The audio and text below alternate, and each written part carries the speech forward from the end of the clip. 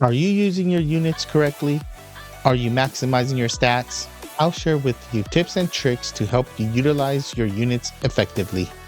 As a newer player, I'm sure you'll want to watch to the end of the video. I'll help you understand these tips to maximize your units' output. Even if you're a veteran, it's good to go back to the basics. In this video, I'll cover unit stats, limit breaking, skill rotations, and hidden tips that can elevate your GS experience.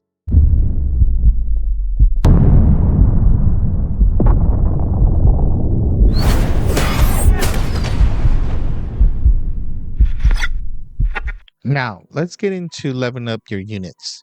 There are two categories I will be covering: Awoken units that can reach level 90 and Ascended units that can reach 120. To level up your units, you'll need chickens. Yes, chickens. They can be found in the Bootcamp tab, which you'll feed to your desired unit. Well, how do I get to the bootcamp quest? I'll show you. In order to access the Bootcamp quest, you need keys. You can obtain them through events and weekly assault quests. Rich, why is there different colored chickens? I'll explain. If you use the same color chickens to your unit element, say light chicken to light units, you get an extra boost in experience, meaning you use less chickens. But our most sought out chickens will be dark chickens. Why? Because they're the easiest to get. Some units level stop at 70, which you need to evolve them with Dragon God materials. You can get these materials from completing quests and events so you can evolve your unit. You will then need to farm giant bosses for different type of fragments. Each unit needs to awaken them. Note, the fragment bosses rotate throughout the week. Keep in mind that each quest drop keys in the pro quest, allowing you to use keys for the awaken quest for better drops. You also need elemental stones, which you can get through the materials tab. Also, more and more units are receiving Dream Awakenings that provide an extra boost to the unit. The combination of materials you need varies. How do you ascend your units? You need Ascendant materials. In Exploring Giant Boss tab, you can access Summoner's Road. For beginners, you'll want to go as far as you can, using as many luck units as you can as well. If not, just try beating the easier stages to get Ascendant material drops. Keep in mind that you can only use each unit one time. That goes for equipments too. So try not to use your best equipments early on. After completing the quest, you can reset the stages up to 3 times daily. Try using luck units to gain currency for your lucky gauge, so you can exchange available items randomly. You also gain currency for that Elemental Summoner's Road as well, which you can exchange for items here. Remember, Summoner's Road rotate its element on a weekly basis, so try to get every elemental material. Hey, my ascended units can't use chicken anymore after level 90. That's because you have two options. Grind your unit in quests to reach 120, which takes a long time, or use a max elixir. Stop. Pro tip alert. Get a unit EXP crest to gain extra EXP after completing a quest. Make sure it's not player EXP up, which is a total different crest. If you decide to use the easier route, you have to summon on event banners that allow you to get a max elixir. Keep in mind that you have to spend 10 paid gems for each max elixir. I say try getting 46 max elixirs just to have them ready. Tasmons. What are they and how do I get them? These guys can be obtained the same way as chickens, but in their own dedicated quests. As you notice, there are 3 colored Tasmons for increasing HP, attack, and defense.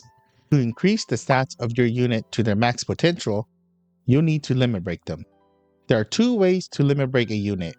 1. Using LB stones or obtaining duplicate units. Here's 3 quick tips. Tip 1. You should use LB stones before using your duplicate unit to get a rainbow gem after LBing them 5 times or more. For each limit break, you increase how many Tasmans you can put into your unit. Notice that most units can be limit break to 5. Some can even go up to 7. Tip 2. Did you know at max LB, if you don't see yellow stats on your units, you can use more Tasmans? Tip 3. After 120 luck to your unit, go to the Enhance tab. Click the arrow to the right and increase your stats. This is important because you obtain a bonus crest and increase bonus stats. Rotations. Do you know your rotations? You ever wonder why you hit so low? There are 2 tricks to maximize your units effectively. Trick 1. Read. That's right, read people.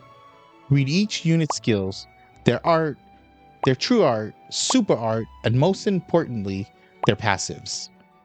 You should familiarize yourself with each unit. For example, War God Finn wants to use his true art to boost his art gen and increase his crit rate. Then he wants to super art. You can activate his art whenever you want equipment cooldown. Then again, if you have equipments or someone to boost your crit rate, you can just pop his super art. But this is a team buildings guide, which we're not getting into right now. Knowing this information, you should be able to determine which rotation are best suited for each unit.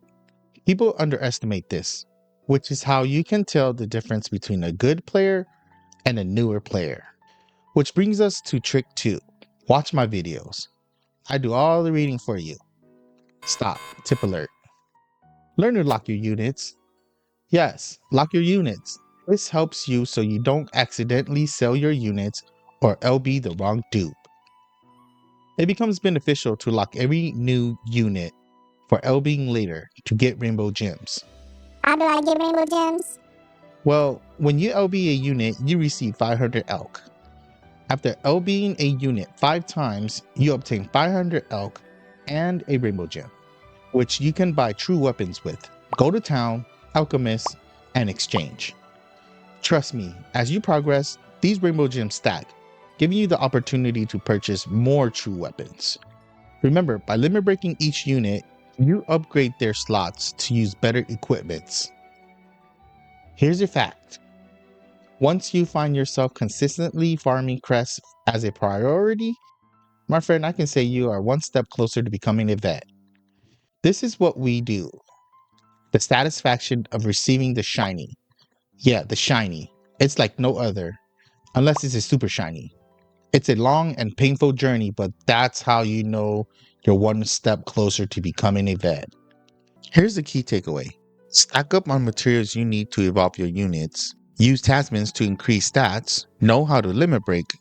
Read and understand each units you use. Get into a habit of locking your units and collect rainbow gems.